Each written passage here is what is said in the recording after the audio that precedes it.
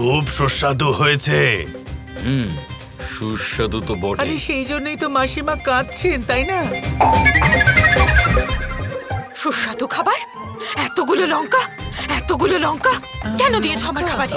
লঙ্কা কোথায় আছে খাবারে? হ্যাঁ, লঙ্কা কি করে দিলে? হ্যাঁ, আপনার থালাটা হয়তো লঙ্কার পাশে রাখা ছিল, তাই হয়তো ভুল করে লঙ্কা পড়ে গেছে খাবারে। আপনি চিন্তা করবেন না, আমি এক্ষুনি আপনার থালা পাল্টাচ্ছি। না গোপিকা, দেখো জটিলা, এটা অন্নপূর্ণা। ভাগ্যে যেমন থাকে সেরকমই খাবার গ্রহণ করা উচিত, অন্যের অপমান করা উচিত নয়। খাও। খাবারের অপমান? আমার মুখ জ্বালা করছে। এই খাবার আমি খাবো কি করে? তোমাকে খেতেই হবে জটিলা। দেখো, খাবার ফেলার পাপ আমি তোমার উপর আসতে দিতে পারি না। চলো খাও। কিন্তু বাবা, মা এটা কি করে খাবেন?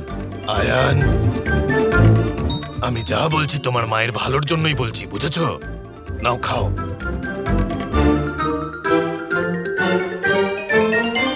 সুখদেব, তোমার এই দুষ্টুমি তো জটিলা কাকিকে কাবু করে দিয়েছে। বাহ, শাবাশ। রাধা রাধা।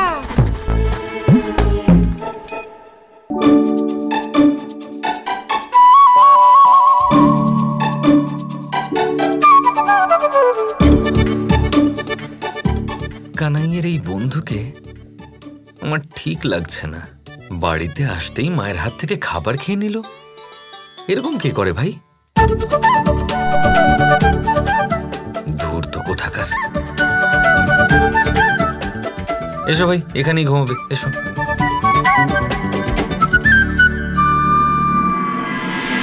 পুরো মুখ জ্বালিয়ে দিয়েছে আমার ওই গোপিকা।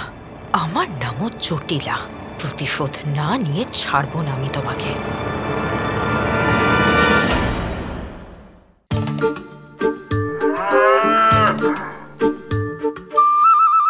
এই হলো তোমার ঘর।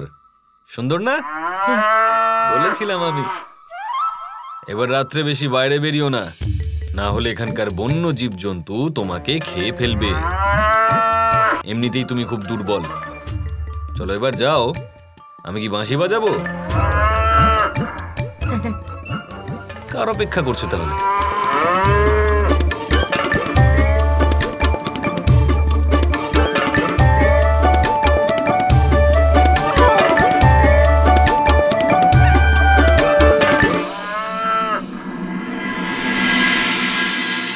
এটা তোমার কক্ষ, তুমি এখানেই থাকবে।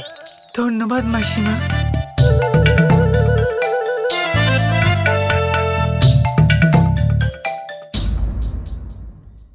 কানাই আজ খাবার সময় বাড়িতে এলো না, তার মানে সে তো বিলুপ্ত হয়েইছে। এই বল্লভ কম চালাক নয়। যদি এও অদৃশ্য হয়ে যায় তাহলে সমস্ত কাজ তো আমাকেই করতে হবে। যতক্ষণ আমার প্রতিশোধ পূরণ হচ্ছে তুমি তো ভিতরেই বন্ধ থাকবে গোপিকা।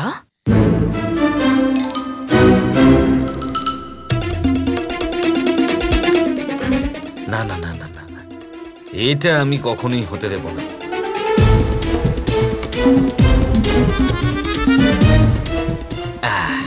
এমনিতেও ওর তো রাত্রে বেরোবার দরকার পড়বে না, কাল সকালেই বেরোবে।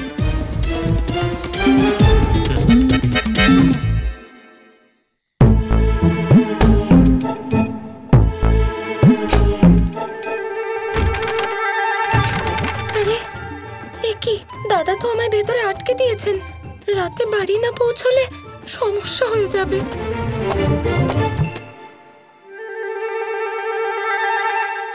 এই দরজা বাইরে থেকে বন্ধ করে দিয়েছে।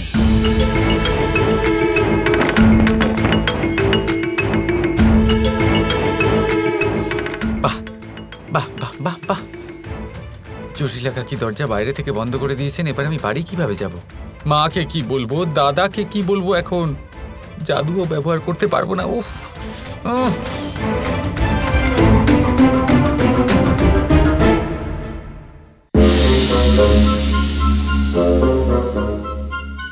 কৃষ্ণ তো অনেকবার এরম পরিস্থিতিতে পড়েছে। ও যে এত দুষ্টুমি করে, আর আমি তো এখানে কৃষ্ণের জীবন অনুভব করতে এসেছি। তাহলে অল্প দুষ্টুমি আমাকেও করতে হবে। যদি ও এখানে আটকে থাকতো তাহলে কি করতো?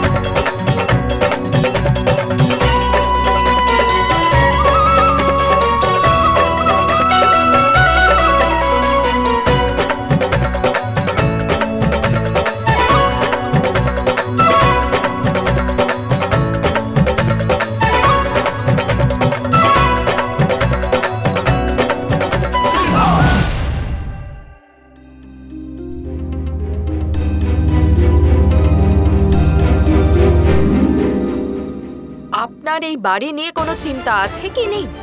এত রাত হয়েছে, আমাদের বাড়ির সম্মান, আমাদের রাধা এখনো বাড়ি ফেরেনি, আর আপনি নিশ্চিন্ত হয়ে ঘুরে বেড়াচ্ছেন। কি সব বলছো?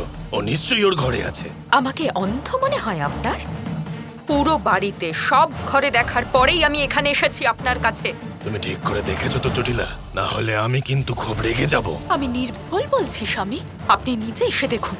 আসুন। যদি তাই হয় যে এত রাত্রে রাধা বাড়ির বাইরে গিয়ে থাকে, তাহলে আজকের পরে ওকে কখনো এই বাড়ির বাইরে বেরোতে দেব না। ওর সংসার এই বাড়ির মধ্যেই সীমাবদ্ধ থাকবে।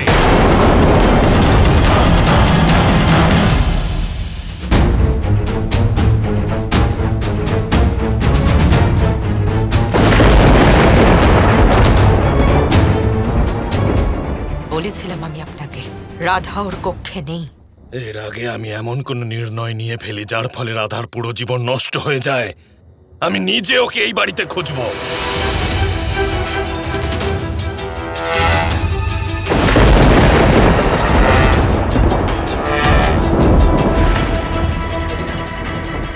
রাধা,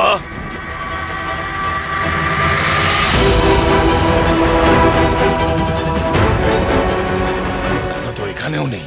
বারবার বারবার আপনি ওকে বিশ্বাস করেছেন, আরো আপনার বিশ্বাসের দুর্ব্যবহার করেছে প্রত্যেকবার। কিন্তু আজ স্বামী, আজ আপনাকেই ওকে শাস্তি দিতে হবে। শেষে আমি গোপিকার ঘরে দেখব যে সে ওখানে আছে কি নেই।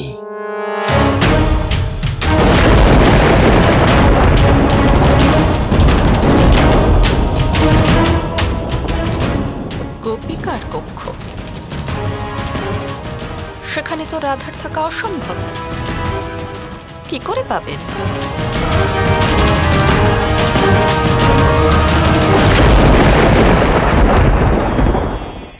উপহার। উপহার কারোর জন্য বস্তু হতে পারে, তো কারোর জন্য অনুভূতি। কিন্তু এই উপহার সকলের ভালো লাগে। এবার যদি জিজ্ঞেস করা হয় যে উপহার কিরকম হওয়া উচিত, তাহলে কেউ বলবে যে উপহার এমন হওয়া উচিত যার সাথে আমরা সোনা রূপোর তুলনা করতে পারি।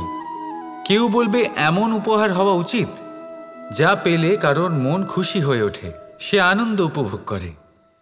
ব্যক্তি উপহার যা দিচ্ছে তা নির্ভর করছে তার আর্থিক অবস্থার উপরে।